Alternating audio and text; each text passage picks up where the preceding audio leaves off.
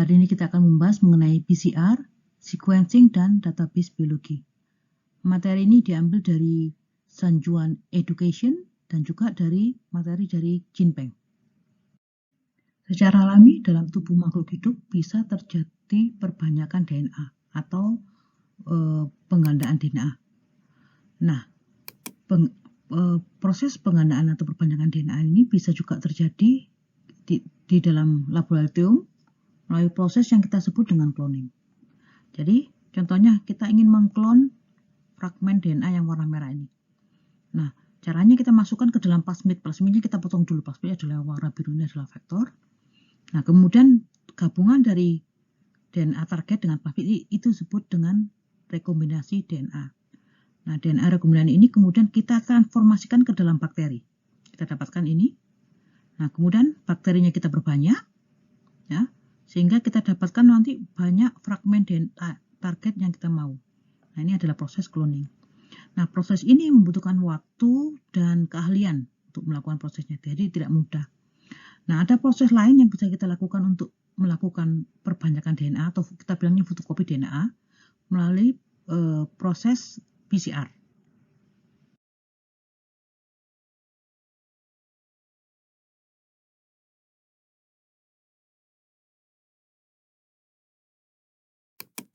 Nah, yang bisa kita lakukan adalah kita memperbanyak DNA tanpa menggunakan plasmid dengan PCR. Apa itu PCR?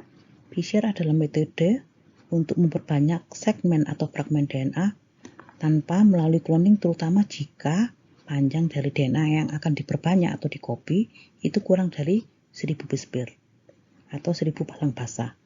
Tetapi jika lebih dari 1000 ya tetap harus menggunakan cloning. Nah, pada PCR ini kita hanya butuh DNA dari satu sel untuk memulai prosesnya, tetapi akan menghasilkan 2 pangkat N kopi DNA dengan N adalah jumlah dari siklus PCR-nya. Nah, proses PCR ini dilakukan dalam test tube, ya. Jadi apa yang dibutuhkan dalam proses ini? Yang pertama adalah DNA yang mau kita perbanyak atau kita sebutkan sebagai DNA template atau cetakan. Yang kedua adalah enzim yang digunakan untuk menambahkan nukleotida sesuai dengan cetakannya. Ya, kemudian yang berikutnya adalah yang ketiga adalah nukleotida atau di sini disebut dengan deoxynukleotide atau DNTP. Jadi terjadi nanti ada adenin, guanin, sitosin, dan timin. Nah, berikutnya adalah primer dan buffer. Satu siklus PCR terdiri dari 3 tahap. Yang pertama adalah tahap denaturasi, di mana double strand DNA atau DNA yang untai ganda diubah menjadi DNA yang untai tunggal. Nah, proses ini terjadi pada suhu sekitar 94 sampai 95 derajat Celcius.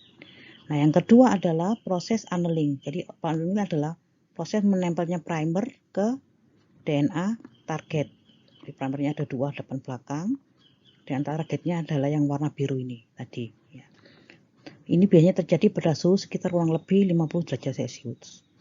Nah, yang tahap ketiga ini adalah perpanjangan. Jadi DNA ini diperpanjang sesuai dengan setelah primernya menempel sesuai dengan cetakannya pada proses ekstensi. Nah, proses ekstensi ini membutuhkan atau menggunakan suhu 72 derajat Celcius. Nah, pada akhirnya satu siklus ini akan berulang sehingga kita akan dapatkan ini adalah siklus kedua dan siklus ketiga. Ya. Primer itu sangat penting dalam PCR. Jadi agar proses kopi PCR bisa dilakukan, maka kita perlu mengetahui sedikit urutan dari DNA template atau DNA cetakan untuk membuat primer yang tepat. Karena primer harus bisa berpasangan atau komplement dengan DNA cetakan. Sehingga primer akan menentukan atau membatasi bagian DNA yang akan diperbanyak. Nah, biasanya kita menggunakan 2 jenis primer, ya. Ada yang forward primer dan ada yang reverse primer. Ya. Sehingga nanti arahnya akan berjalan ke depan atau ke belakang. Ya, seperti itu. Terus kemudian, oke, jadi apa namanya? Nanti PCR itu mulai dari DNA yang panjang, seperti yang di ujung paling atas ini, kanan atas ini, apa namanya? DNA-nya. Kemudian akan dipotong atau diambil segmennya sesuai dengan panjang dari primer di sini, dari P1 sampai P2.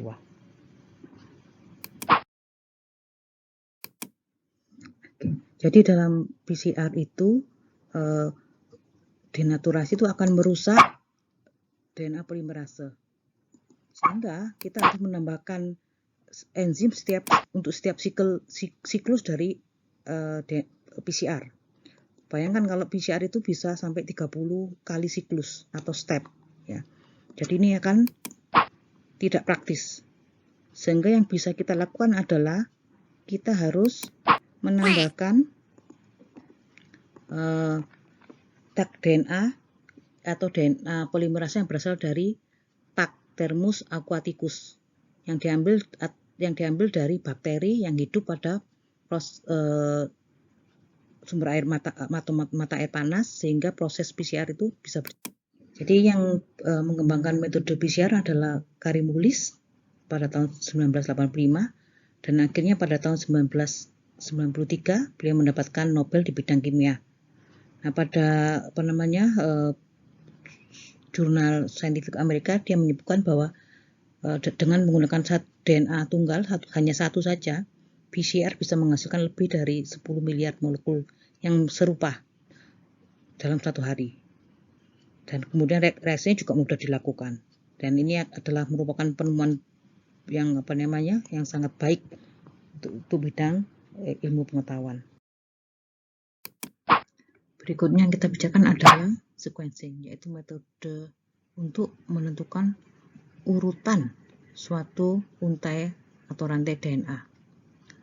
Pertama kali dikembangkan adalah metode Sanger yang didasarkan pada proses replikasi sesungguhnya yang ada di dalam sebuah sel. Nah, sequencing ini membutuhkan komponen yang sama dengan PCR, tapi ditambahkan dengan dideoksinukleotida atau DNTP, terdiri dari DDATP, DDGTP, DDTTP, dan DDCTP. Jadi DNTP ini, dideoksinukleotida ini kehilangan O-nya, ya, ikatan O-nya yang dengan nukleotida berikutnya, sehingga akan menyebabkan terhentinya perpanjangan dari suatu rantai. Jadi DNA sequencing metode Sanger ini mensintesis untai DNA komplementer yang sesuai dengan cetakan secara in vitro.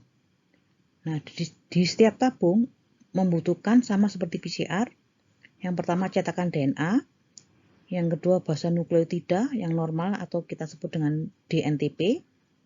Kemudian ada basa DDNTP atau basa dideoksinukleotida. Jadi nanti ada DDATP, DDCTP, DDGTP, dan DDTTP. Dan kemudian setiap tabung hanya membutuhkan satu jenis, salah satunya saja, tidak keempat-empatnya. Ya. Kemudian setelah itu dibutuhkan juga DNA polimerase, kemudian primer, kemudian buffer dan garam. Nah, kemudian dalam proses PCR nanti untuk sequencing, setiap tabung akan menghasilkan fragmen yang berbeda sesuai dengan DNTP yang ditambahkan. Nah, contoh reaksi yang terjadi di setiap tabung adalah seperti gambar ini. Jadi misalkan ini tabung yang ditambahkan adalah dengan DDATP. Ya. Maka jika sequence template adalah ini AAC, kemudian AGC, TTC, AGTC, maka nanti akan diperoleh kalau di PCR komplemennya adalah TTG, TCA, ya, kemudian AAG, TCA, dan G. Nah, karena hanya ada satu yang ditambahkan DATP, maka PCR-nya nanti akan menghasilkan 3 fragmen, yaitu TTTGCA. Nah, ini adalah gambar bintang ini adalah menunjukkan DDNTP. Begitu ada ditambah dengan DDNTP, dia akan berhenti. Nah, yang nomor 2, kita lihat yang kedua ini bergabung dengan DNTP normal, tapi yang berikutnya ini bergabung dengan DNTP, sehingga akhirnya prosesnya berhenti. Ya. Yang ini juga, ini bergabung dengan DNTP normal, tetapi yang ini bergabung dengan DDATP, sehingga akhirnya prosesnya berhenti. Nah, di akhir proses PCR nanti kita untuk yang satu tube yang ditambahkan dengan DDATP akan kita dapatkan 3 fragmen, 7 base pair, 8 base pair, dan 12 base pair. Nah, untuk membaca hasil sekuennya, kita lakukan elektroforesis. Jadi setiap tube itu akan dimasukkan ke dalam sumur yang berbeda. Ya, jadi ini yang pertama adalah untuk G, ditambahkan DDGTP, yang kedua adalah ditambah dengan DDATP dan seterusnya. Ya. Nah, kemudian di running, ya, atau dilakukan elektroforesis. Nah, gel agarose yang digunakan untuk elektroforesis ini biasanya akan fungsinya seperti saringan, sehingga fragmen yang berukuran lebih kecil itu akan lari duluan. Seperti kalau kita buat saringan yang halus akan lari duluan, sedangkan yang panjang atau yang berat itu akan berjalan lambat.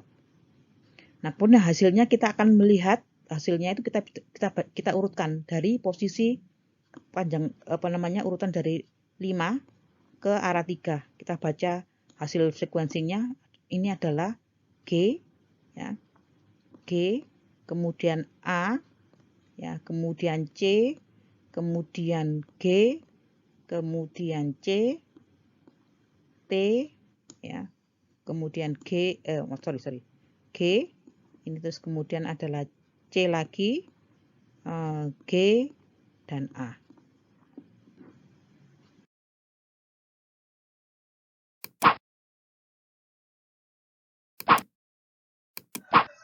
Fred Sanger ini adalah orang yang berjasa mengembangkan sequencing, sehingga pada tahun 1980 dia bersama Walter mendapatkan Nobel yang kedua karena menemukan DDNTP yang bisa menghentikan proses penambahan basa nukleotida sehingga sekuen DNA bisa terbaca.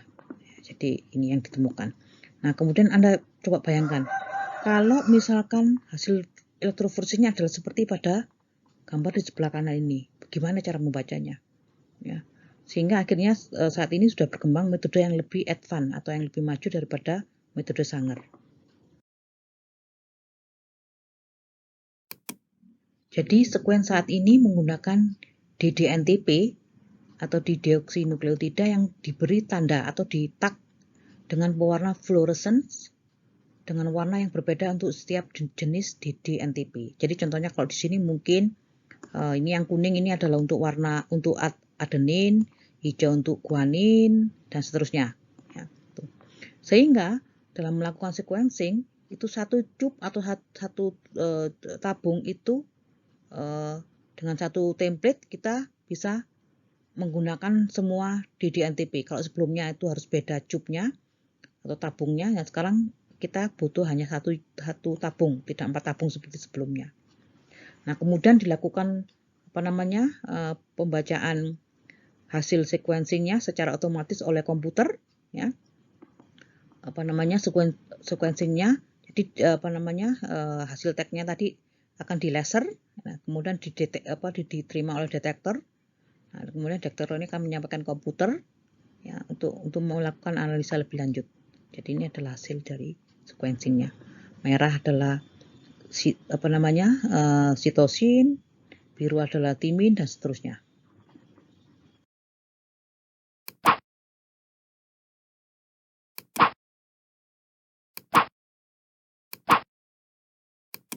Jadi hasil sequencing adalah seperti ini. Ya, komputer akan memberikan hasil ini yang disebut dengan chromatograph. Biasanya filenya adalah bentuk FASTA file. Jadi kalau kita nulis pakai Word biasanya atau menghitung pakai Excel, maka ini pakai FASTA file. Jadi perkembangan sequencing yang baru tadi tidak perlu melalui proses elektroforesis, sehingga kita mampu men-sequencing DNA yang ukurannya panjang, base pair-nya panjang dengan waktu yang lebih cepat dan lebih hasil yang lebih akurat. Nah, ini adalah ABI ini atau ABI Applied Biosystem Inc. Ini adalah perusahaan yang membuat mesin sequencing tersebut. Oke, nah setelah mesin sequencing dibuat, mulai banyak institusi yang melakukan sequencing, terutama untuk menyelesaikan proyek human genome, baik institusi pemerintah seperti DOE, ya, MIT, ya, dan seterusnya, ya, Sanger juga, maupun yang swasta seperti Celera.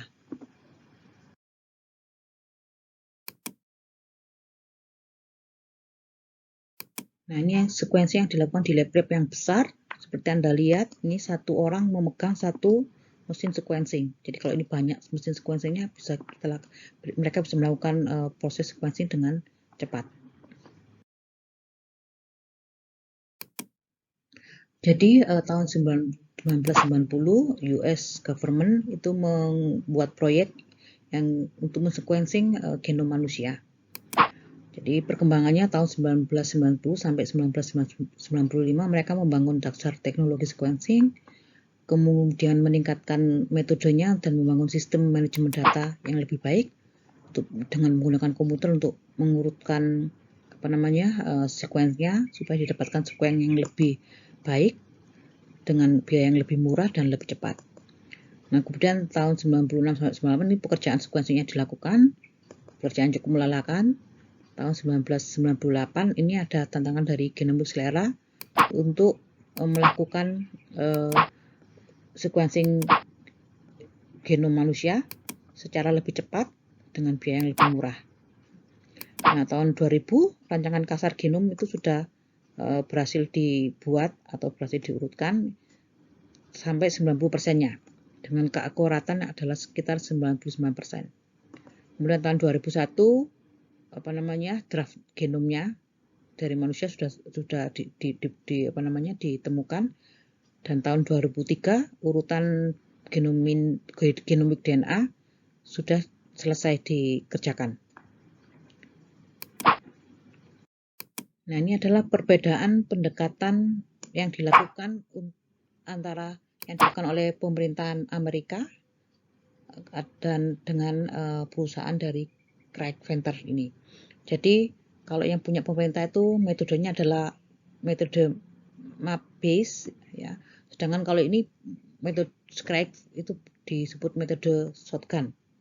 Jadi kalau kita lihat yang di pemerintah itu kromosom itu dipotong sedikit, nah kemudian di sequencing, nah kemudian sekuennya ini juga dipotong-potong lagi menjadi sekuen yang kecil-kecil.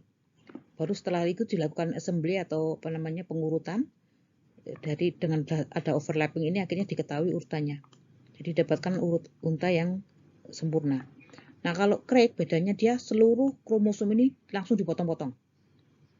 Kemudian di sequencing masing-masing potongan tersebut, kemudian diurutkan, sehingga bedanya adalah nanti beberapa masih mungkin akan mengandung potongan-potongan seperti ini, ada gap yang missing, tetapi ini masih dianggap baik. Jadi akhirnya tetap didapatkan komplit genom yang lebih cepat hasilnya daripada yang dilakukan oleh pemerintah. Oke. Nah, pada tanggal 26 Juni 2001 Human Genome Project mempublikasi draft dari urutan DNA genom manusia.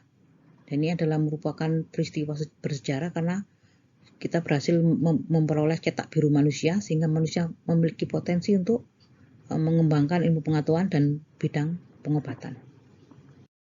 Nah, kalau sebelumnya manusia mempelajari penyakit melalui pengamatan pada pola pita pada kromosom manusia, setelah diwarnai dengan pewarna gimsa yang kita sebut dengan G-band ini, sekarang kita mulai mampu melakukan penelitian penyakit di tingkat molekuler menggunakan data dari Human Genome Project. Yang besarnya adalah sekitar 3 miliar pasang basa atau base pair. Oke, nah dengan ditemukannya raw data genom manusia, secara lengkap, maka masuklah kita pada era baru untuk memecahkan kode genetik yang terdapat pada sekuen manusia makhluk hidup, terutama pada manusia. Jadi berkembanglah ilmu ini tidak berhenti sampai sini, dan sekarang kita masuk ke dalam era yang baru.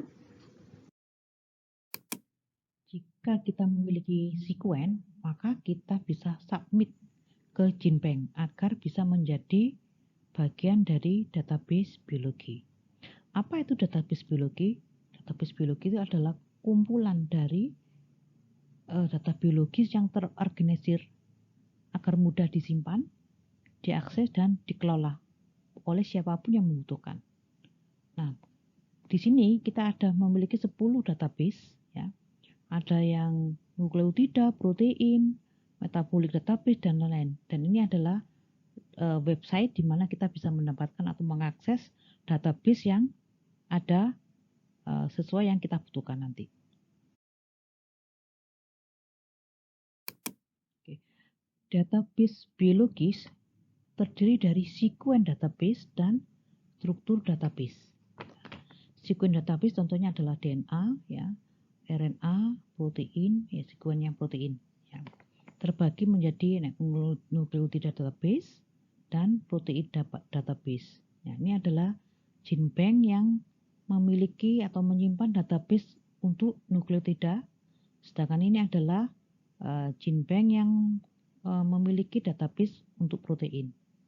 Nah, adapun database struktur itu berupa database dari bentuk 3 dimensi dari protein dan asam nukleat seperti DNA dan RNA. Nah, untuk struktur database kita bisa mendapatkan atau tersimpan di protein database untuk untuk protein, atau juga yang untuk di Eropa adalah protein data di Eropa, ini websitenya. Nah, ini adalah contoh database untuk cDNA sequencing. Kalau cDNA berarti komplemen DNA yang berasal dari RNA, ya. Dan ini adalah contoh sekuen database untuk protein. Nah, kita lihat JI ini adalah gen identifier. Jadi ini nanti menunjukkan gen apa yang ada yang tersimpan di situ. Ini adalah referensi agar kita bisa mengakses gen yang diinginkan. Berasal dari Homo sapiens, ya. Gennya ada alpha 1. Ini adalah sekuen mRNA, ya. Untuk gen hemoglobin. Nah, kita lihat gen itu dimulai dari start codon ATG dan diakhiri dengan stop codon. Ada 3 macam stop codon, yaitu TAA, ya, TGA, dan TAG. Jadi kalau kita lihat posisinya, ya, ini adalah data. Kalau kita lihat codon, ada codon pertama atau fase pertama, fase kedua, dan fase ketiga. Nah, TAA ya, maaf ya. TAA ini adalah stop codon. Nah, lihat ini adalah stop codon letaknya. Nah, setiap gen selalu dimulai dari start codon atau biasanya diterjemahkan sebagai metionin dan diakhiri dengan stop codon. Nanti sama seperti yang sudah kita dapatkan di SMA bahwa terjemahan ini adalah berasal dari 3 bahasa yang diterjemahkan sebagai protein. Contohnya ini adalah ATG adalah metionin, GAA ini adalah eleusin, serin, dan seterusnya. Nah, ini sama. Jadi kalau kita lihat posisi atau panjang dari sekuen untuk cDNA atau DNA itu lebih panjang daripada protein, karena ini akan dibaca 3-3 dan diterjemahkan sebagai protein sekuen seperti pada gambar atau kode protein sekuen di bawah ini. Nah, NCBI ini adalah merupakan salah satu house of database atau pusat dari database yang bertindak sebagai alat bioinformatika yang mengkoordinir upaya untuk mengumpulkan informasi bioteknologi sehingga bisa mendukung pembelajaran karena mudah diakses, ya. Kemudian juga memungkinkan peneliti untuk melakukan interpretasi data pada data yang diinginkan. Nah, secara umum database di sini bertambah secara eksponensial menjadi 2 kali lipat setiap 10 bulan. Nah, saat ini sekuen yang dimiliki oleh NCBI adalah sekitar 250.000 sekuen dari organisme yang berbeda. Nah, NCBI juga menyediakan alat untuk melakukan analisa pada database sekuen.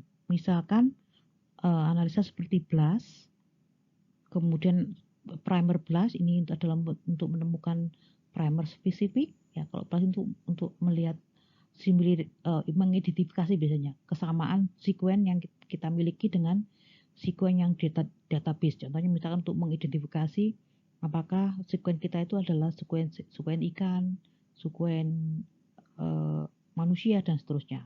Ya. Kemudian ada URF. URF ini adalah untuk mencari open reading frame atau letak di mana ada gen di situ pada sekuen DNA. Ya. Nah, semua alat ini, contohnya beberapa ini ada Genome Workbench juga, ini untuk mempelajari dan menganalisa data genetis. Ya.